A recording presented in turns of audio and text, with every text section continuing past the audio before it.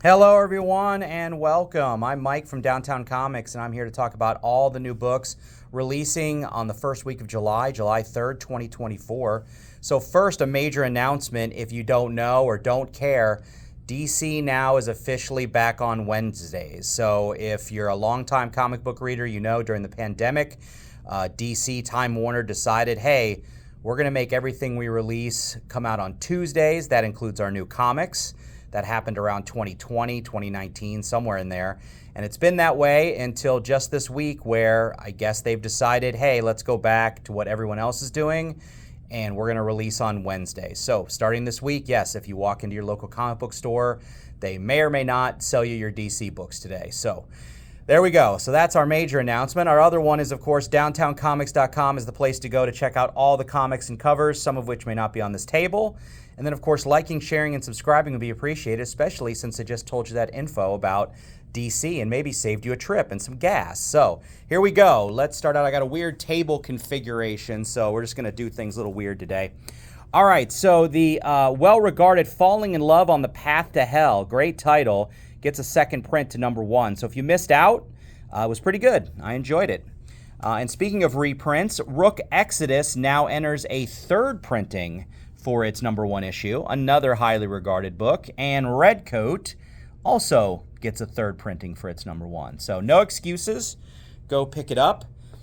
The Bear Pirate Viking Queen miniseries is going to be over at #3.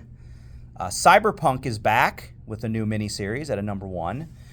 Public Domain, which, man, I think it's been a while. I don't know, but this just came out of nowhere. So #6, if you read Public Domain, it's out.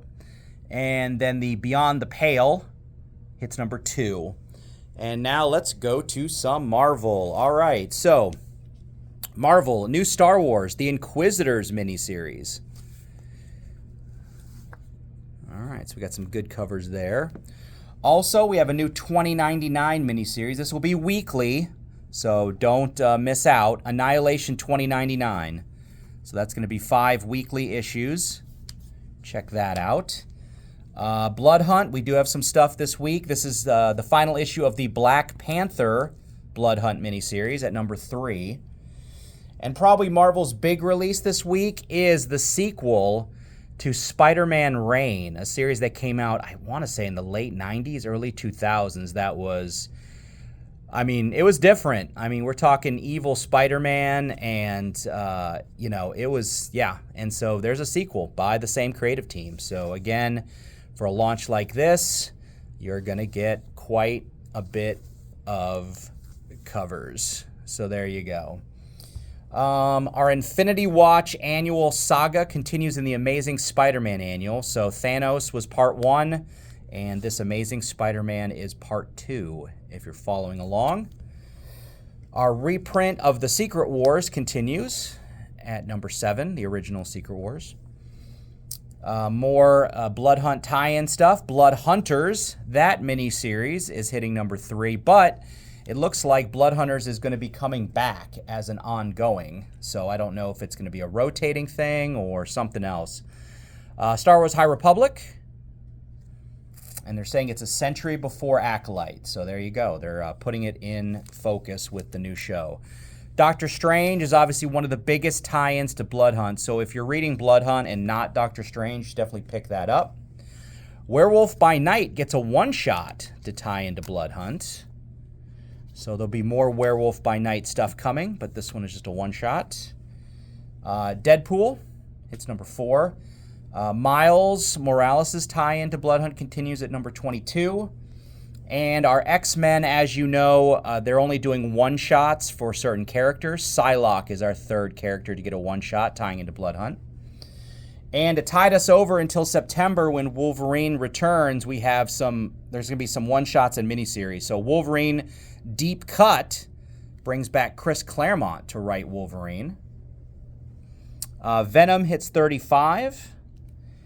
And then the other big Wolverine book is what looks like an official chronology of Wolverine's history, finally put onto paper. So if you've ever wondered what fits where, what's going on, The Life of Wolverine, #1. It's going to maybe put that into perspective. And then we're going to end Marvel with some reprints. Ultimate X-Men 1, 4th printing for that one. Blood Hunt 1 gets a 2nd print. And Union Jack the Ripper, that 3-issue miniseries, gets a 2nd print. All right, so that's Marvel. Moving on to some independents. Some big ones this week. Scarlet hits number 2. Dun-dun. I know, that was the same cover. I know. All right, Radiant Black is back after what seems a hiatus. And remember, they're still doing 2 covers, and they're both a different story. So there you go. So both parts of, I think it's 29. Let's see. Yeah, 29, number 29. We got some Spawn stuff this week. Sam and Twitch is our Spawn Universe title. But then we get 2 Spawn books, Scorched and Gunslinger, both come out this week. They were probably behind on something. All right, Space Ghost hits number 3.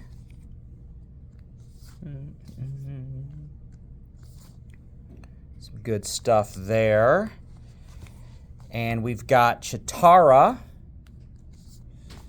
This is a mini-series tying into Thundercats. So there we go. That's a separate mini-series. We've got our Sons of Star Trek. That hits number 4. And Sonic the Hedgehog hits number 70. So we'll get back to some independents, but let's move on to DC. Big week for them. Batman is hitting 150, and it also ties into Absolute Power. So there's going to be a ton of covers. These are kind of cool. This is a theme DC's doing to highlight the style guide they're reprinting from the 80s. So all the main books are going to have 1 page of the style guide. So that's the Batman one. That's what they used back in the day to make sure that licensees would draw the characters correctly. So, all right. And so a lot of variants for Batman. Poison Ivy is new. And then, of course, Absolute Power begins. We had the one-shot last week, the lead-in, and now the official miniseries has begun. So you can see what Amanda Waller is going to be doing to the DC heroes. All right, we have Birds of Prey. Justice Society of America is finally back. It was only supposed to be 12 issues. It's only on 10, and it's taken what seems like a decade to get out, but there it is. Shazam 13. I'm not bitter at all, by the way. It's not like I'm enjoying the book and want to read it. Boy Wonder, hits number 3. Batman Scooby-Doo hits number 7. We have a brand new Batman, Robin, and Howard. So I think the first miniseries was put out in graphic novel first and then broken down to comics. I want to say this one is not. So this is new, and then when it's done with the 3, they'll put out the graphic novel. So I think. And My Adventures of Superman. The first one did really well. So here's number 2. And then we're going to end with a few more independents. All the things we didn't do last night. The new Doctor Who, number 1. All right, we've got the, was it 15th? Yeah, 15th Doctor. Finally gets his own book. Betty and Veronica Summer Spectacular is a one-shot. My Little Pony, Set Your Sail, hits number 3. And lastly, we have a new Conan the Barbarian.